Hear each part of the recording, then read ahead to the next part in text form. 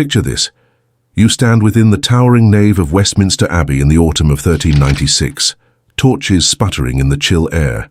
Your breath hangs frozen as the imposing oak doors swing inward. A hush falls. The congregation parts. A king appears. Richard II, 29, golden hair that flickers in the stained glass light, regal in his scarlet mantle. But who is this beside him? A girl no taller than his elbow, her tiny hand swallowed in his glove. She cannot be more than 6. Yet today, she is the Queen of England. The hush clings, broken only by the whisper of silk and the distant echo of footfalls. The child's dark eyes hover over the grandeur around her, vaulted arches, candle-lit pillars, and the loaded gaze of courtiers. She is Isabella of Valois, daughter of King Charles VI of France, and she has been carried here across the Channel, not for love, but for politics. Royalty has never been more fragile. History holds its breath. And as the priest before me, troubled, awed, I see not a girl, but a symbol. Her youth, her lineage, the hope of a 28-year truce in a realm torn by half a century of war. This is more than a wedding. It is a calculated gamble in a deadly game that spans both kingdoms. The candlelight ignites the gilded tapestries, but her presence dims them all. If you enjoy uncovering the hidden tragedies of history, stories of innocence wielded as power, then consider subscribing. Let's bring forgotten truths into the light. And let me know in the comments, where in the world are you watching from? It is astounding how these ancient moments still bind us across continents and centuries, because what unfolds now is not a fairy tale. It is a royal contract, a treaty sewn in blood and innocence, sealed in vows and sacrifice. In 3 days, Isabella will be proclaimed queen, but not yet a wife in the full sense. We all know this bond will remain unconsummated until she comes of age, and yet the gravity of her role is no less heavy. Today she is both bride and hostage, emissary and pawn. Her crossing into England is a pilgrimage of diplomacy. When the vows are pronounced, I hold my voice steady. I feel her tiny frame tremble ever so slightly. Not fear, curiosity, perhaps amazement. Her face remains unreadable, but her silence echoes louder than any speech. And I wonder, will her childhood vanish behind the crown's weight? The child bride becomes queen, the treaty comes into force, and promises of peace hang in the vaulted gloom.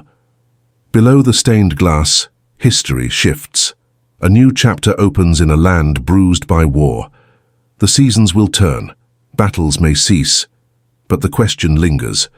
What becomes of innocence in the face of relentless politics? Born November 9, 1389, within the Louvre's glinting walls, little Isabella's first cradle rocks amid opulence and madness. Her father, Charles VI, was known as the Mad, a monarch beset by delusions that he was made of glass or paralyzed for hours. The court teetered between splendor and instability. Imagine her world. One moment she's a princess, being sung lullabies by François, her nursemaid. The next, terror grips the court as her father rages, his eyes wild, convinced spies creep beneath the tapestries, or his body will shatter like crystal. Isabella cannot grasp it, but she understands fear before she understands diplomacy. Her mother, Isabeau of Bavaria, a monarch in her own right, balances compassion with calculation. She shields her daughter from the king's collapse, ushering her from joust to bedchamber, protecting lineage at every turn. It is Isabeau who sees the glimmer in Isabella's eyes, not childish wonder, but a spark of royal promise. In her mind, the girl is a vessel for peace and a prize in the Game of Thrones. By age 6, Isabella has mastered the nuances of noble life. She knows how to curtsy, to speak with gentle cadence, even at an age when other girls play hopscotch. She knows how to sit quietly at family councils, sensing the pulse of a kingdom unsettled by its king's breakdown. There is no room for playful whimsy, only the gravity of lineage and the weight of expectation, and soon that expectation catapults her across the Channel. The 100 Years' War has hollowed fields and shattered fortresses. England and France bleed in cycles of raid and reprisal, And so diplomacy turns to marriage. Isabella's arrival heralds hopes for a 28-year truce. Yet we cannot ignore the price paid, not only by kingdoms, but by her childhood.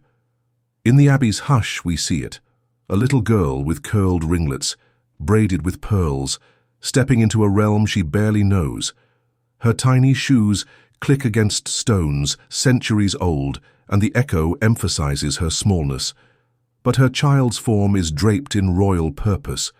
Her journey is not ornamental, it is existential. What a cruel architecture of power that a child may be both bouquet and bridge. Yet in this scene, her role transcends history. She is the hinge upon which peace may rest. And we, witnesses, cannot help but hold our breath. Richard II stands in the abbey, tall, pale, his hair glowing like filaments of gold, yet his eyes hold sorrow. Only 2 years prior, his beloved first wife, Anne of Bohemia, had died of plague.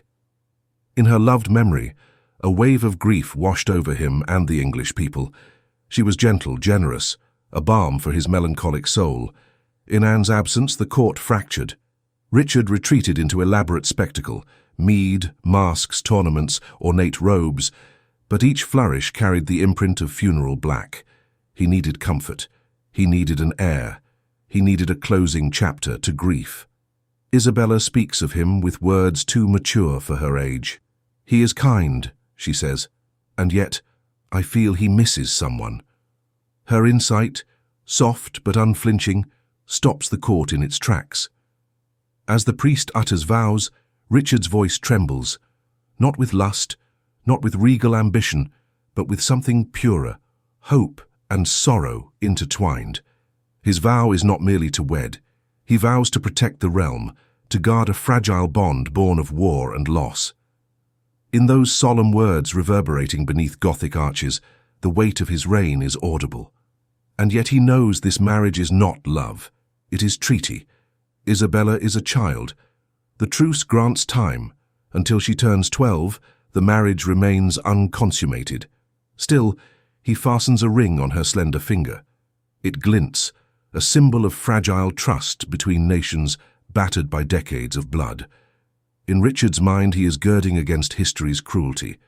But history remembers both alliances and betrayals. And in the hush of that abbey, one wonders, does he hope for peace or for heirs? Perhaps both. His grief for Anne is ancestral pain, an absence he cannot fill, even with a new queen who barely knows him. Yet when Isabella crouches beside him in the murals painted soon afterward, framed by angels and truce hawks, we glimpse something tender, a moment not of politics but of humanity. A king, broken by grief, offers silence instead of counsel. A child, displaced but unbroken, consents to dignity instead of fear. In that fleeting tableau, power meets innocence, though history will judge their union as pragmatism over romance. Isabella's early months in England are a delicate choreography. Court life is ritual, curtsies, formal lessons, quiet meals taken in silken halls. She learns English, French and Latin, languages of diplomacy and power. Her days unfold in schedules more precise than cathedral bells. She studies verse and arithmetic, dance and etiquette, all under the watchful eye of governesses.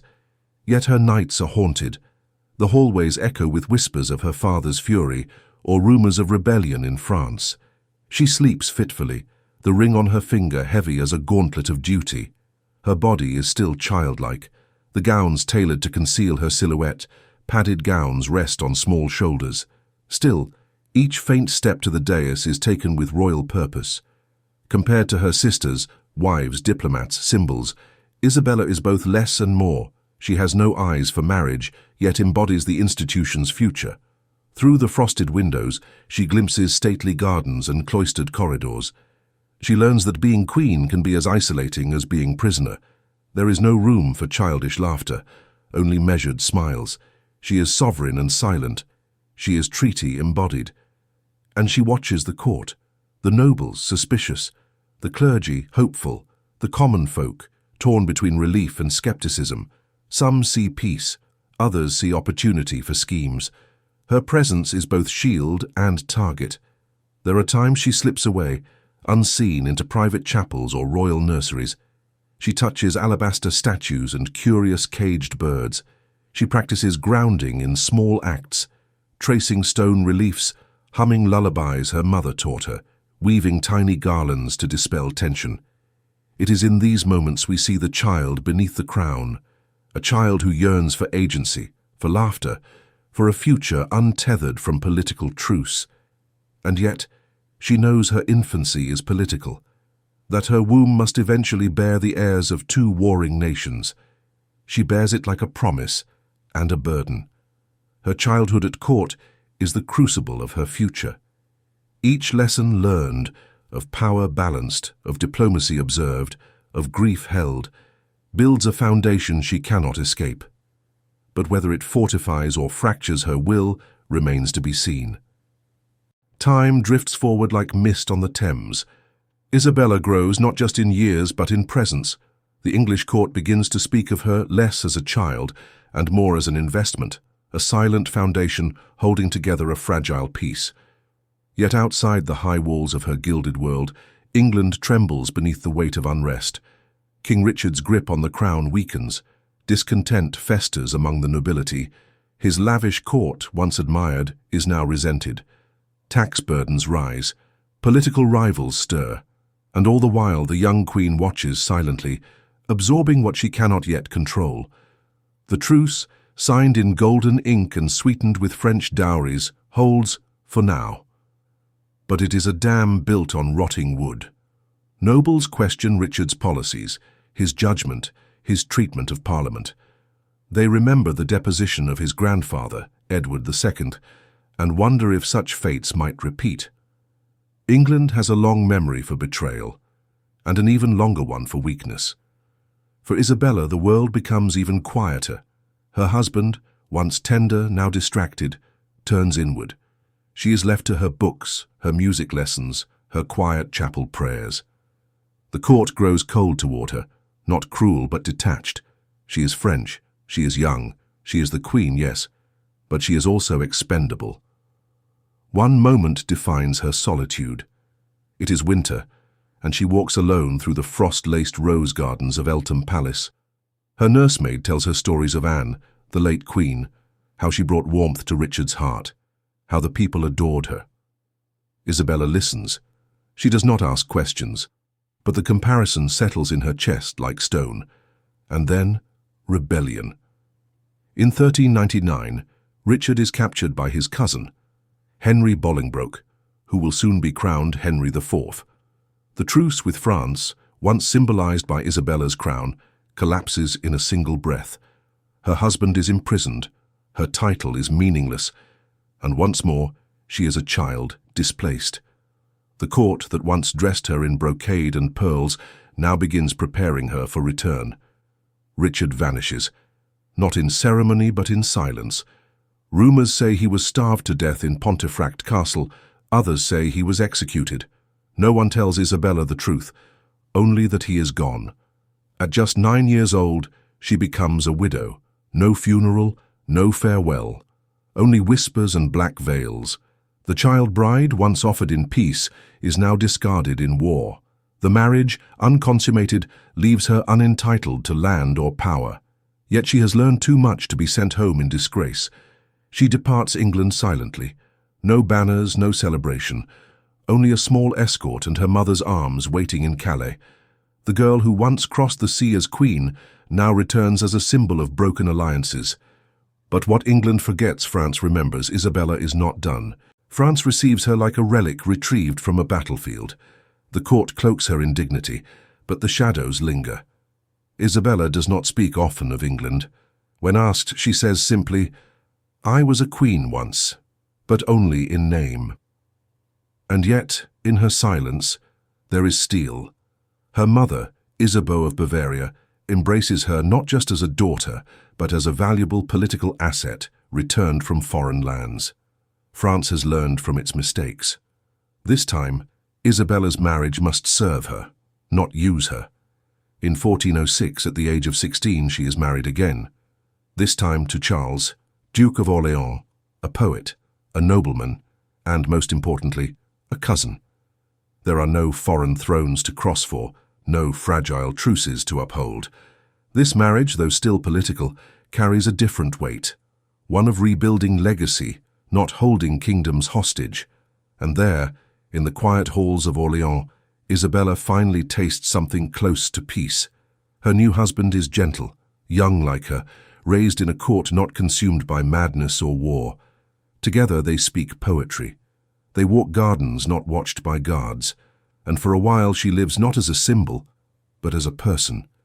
She becomes pregnant. The child grows within her as a promise, a continuation of royal blood not wrapped in treaties, but in hope. But fate, once again, is cruel. In 1409, at just 19 years old, Isabella dies in childbirth. Her son survives, but she is gone. There is no great mourning across kingdoms, no international outcry, only quiet prayers in the chapels of France. England barely remembers. But in the archives, in the letters, in the old ceremonial books of Westminster, her name endures, etched between the wars and the kings, a breath between empires. History often forgets those who bore the weight of kingdoms without wielding their power. Isabella was one such soul, a child turned queen, turned widow, turned mother, turned ghost. Her story is not one of victory or tragedy alone, but of endurance, of grace under unbearable expectation. When we speak of child queens, we imagine opulence. But what we must remember is the silence, the small footsteps echoing in vast halls, the gaze of old men upon young girls who barely understood the stakes they embodied. Isabella was never a ruler, but she was a bridge between empires, a vessel for dreams not her own. And though she never sat on a throne as a sovereign, she left behind something more subtle, a lesson, that beneath every crown is a human life, fragile, unasked, pressured by centuries and forgotten by the same. This wasn't just history. This was a girl caught between dynasties, who gave everything and was remembered by almost no one.